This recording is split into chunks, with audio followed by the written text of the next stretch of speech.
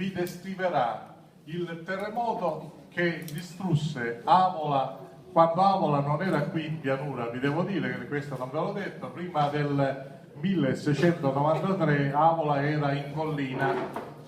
La distruzione fu così totale che si decise di costruire il paese altrove e fu scelto questo sito in pianura eccezionale, che era poi nel percorso che collegava Siracusa con le altre città, Modica, eccetera, eccetera, e si preferì questa soluzione in un centro abitato così. Avola era là sopra. Lui vi descriverà la distruzione di Avola attraverso questa sua poesia.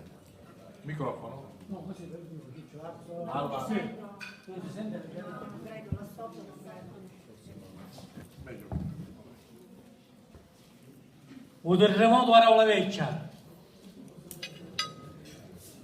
L'11 gennaio 1693 a 20 l'ora si rapì la terra e si scaccarono le mura. A Raula Vecchia si trovava questo paesetto e in tempo niente tutte le case si trovavano a Monseddo. Lo terremoto ranne venne chiamato. Canuddu si aspettava il ristorante peccato. Mentre Sicilia in tempo niente si risciuriu e dallo cielo in canto forte lo Signore sentiu. Era lo vennere 9 rinnaro e 9 sera tutte le case tremaro. In tempo niente tutti in ciano si trovarono e picca fuori le case che si salvarono. La gente non sapeva onde si aveva a riparare e dentro le rotte se ne era a mucciare. Nuddo lo paesetto cosa abbandonare e alla maggioranza si misero a priare. In tempo niente la terra finì di tremare e ognuno alla sua casa vuole tornare. Tutte le sue case vuole abbracciare, ma picca fuori chi che si fecero a trovare. L'urecere in naro, risabato di buona mattina, la vita si voleva ripigliare come prima. Si disse lo terremoto si finiva, perché l'onnipotente le sue mani ci metteva. Ma arrivato quasi la sera, a intraponate l'ura, una persona ci conferava una grande sventura. E mentre tutti si appunteddavano le potte, ascoltavano a chiddo che gridava a voce forte. La voce trapassava magari le mura e la gente fu pigliata di grande paura.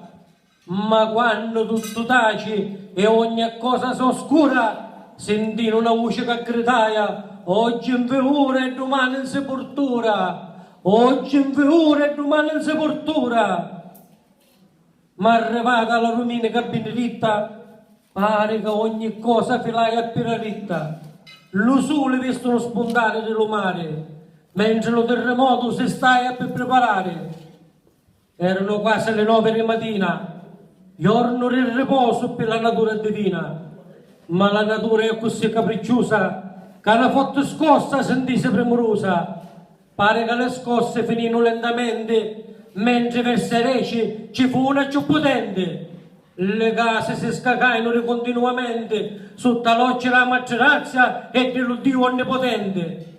Passarono le ore e la terra continuò a tremare, mentre la gente si metteva a priare.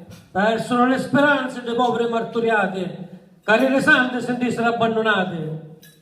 Ma arrivato lo pomeriggio, tra le 3:30, ecco, si compilava una grande sentenza. Le montagne si vissero incucciare e tutta terra finirono di priare. La gente scappava tra le motte, mentre la terra tremava forte forte. Non capivano di come scappare, perché un parente volevano trovare. Ciante, voci e scritti si sentivano e con scuscino terremoto si confondivano. Che poco ranne capitava alle povere sventurate, che in tempo niente quasi tutti si trovarono recate.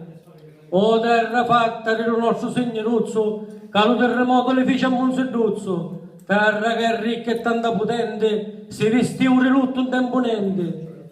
Oh Dio mio, che so brutte le terremota, che in tempo niente la vita ne vota. Scansa le popole resteranno pene, perché tu solo hai forza in mano ne tene. Ora terra con Dio volesse parlare, rape la uriccia e mi ascoltare, terra che ogni cosa nasce dia, non fare queste cose brutte perché lo Dio non molia. Terra che lo Signore fosse creata, che ne sostiene per tutta la campata, fermalo da forte e tremolio, perché tutte le famiglie appartenemo a Dio.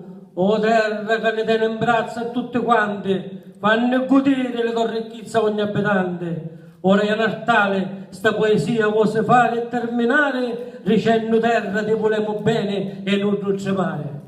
Grazie.